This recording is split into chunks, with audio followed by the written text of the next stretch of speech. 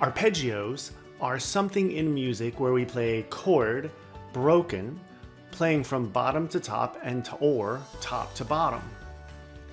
I'm going to teach you how to play an arpeggio exercise using the C major triad. Over on your right is a C major arpeggio. As I said, an arpeggio is a broken chord.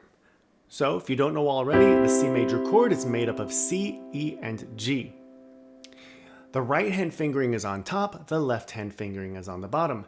This is a 1 octave arpeggio. The way we will play this is with 1, 2, 3, 5, and then back down. Now when you're playing this, you don't have to keep your hand in a spread position.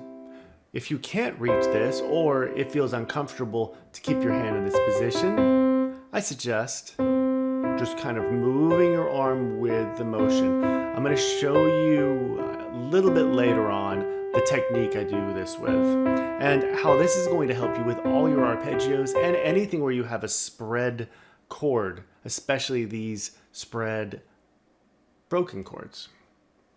So do this with me with 1, 2, 3, 5. And we're just going to do this 3 times in a row. Ready, go. 1, 2, 3, 5, 3, 2, 1, 2, 3, 5, 3, 2. One more time. Now let's do the left hand. With the left hand, we're going to use fingers 5, 4, 2, 1. Now, why don't I use 3? 4 is just a standard fingering, and most people find that finger 4, once you get to a high enough level at the very least, feels more comfortable. If you have a much smaller hand, you may want to try 3 and see how that feels. But just know 4 is your standard fingering. It looks like this. 5, 4, 2, 1, 2, 4, 5. Try it with me 3 times in a row, same thing as before. Ready, go. 5, 4, 2, 1, 2, 4, 5, 4, 2, 1, 2. One more time. Next step is to try to do this with both hands at the same time. Now, of course, I've written this only in the treble clef, but we're going to do this with both hands anyway and an octave apart. You noticed my left hand didn't play in the treble clef. Starting with the C. 1, 2. C, E, G, C, G, E. 2 more times. Try to do it 3 times in a row. All right, now let me go to show you some technique that I do, and then we're going to do a 2 octave arpeggio. I'm going to show you this with my left hand because you'll be able to see my left hand a little bit easier in the video here. Look at my arm. My whole arm, my wrist follows the motion of the notes. I don't just keep it into a claw position and do this. This claw position is so unhealthy for your wrist and just overall hand health. So try to follow the notes with your arm and your wrist here. Same thing goes for the right hand. If you watch my videos on hand, and you'll notice that I use the same technique for that.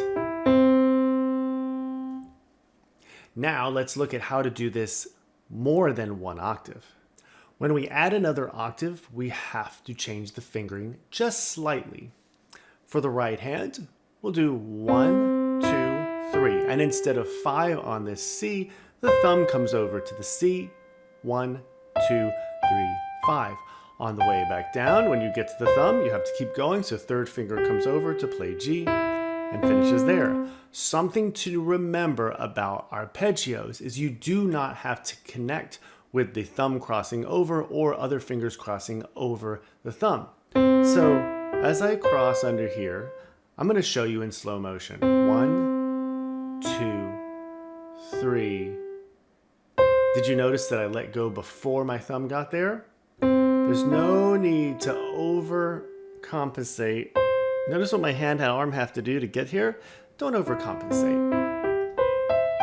Or you'll never make it here. You'll make this kind of mistake. Just take your time. Try this with me, a little slower than what I just did. 1 and 2 and go. 1, 2, 3, 1, 2, 3, 5, 3, 2, 1, 3, 2, 1. Let's try left hand. Same thing. Starting with the 5th finger, we go all the way to the thumb. 4th finger comes over, all the way to the thumb. Back down. When you get to the 4th finger, instead of going to the pinky, you're going to go thumb under to the C, and then end on the pinky. Try this with me. 1 and 2 and go. 5, 4, 2, 1, 4, 2, 1, 2, 4, 1, 2, 4, 5. You might notice that even if you're right-handed, the left hand for this exercise is a little easier. The next step after this, if you're good at this already, try it hands together. Just to make sure to go slow enough that you can do it evenly and accurately without tightening your hands. If you liked that video, please give me a like. If you have any comments, please leave them underneath. And if you want to see more videos, look to the ones over on the right of the screen right now and take a look at one of these or any of my other videos. And please subscribe if you want to see anything new when it comes up. Thanks a lot.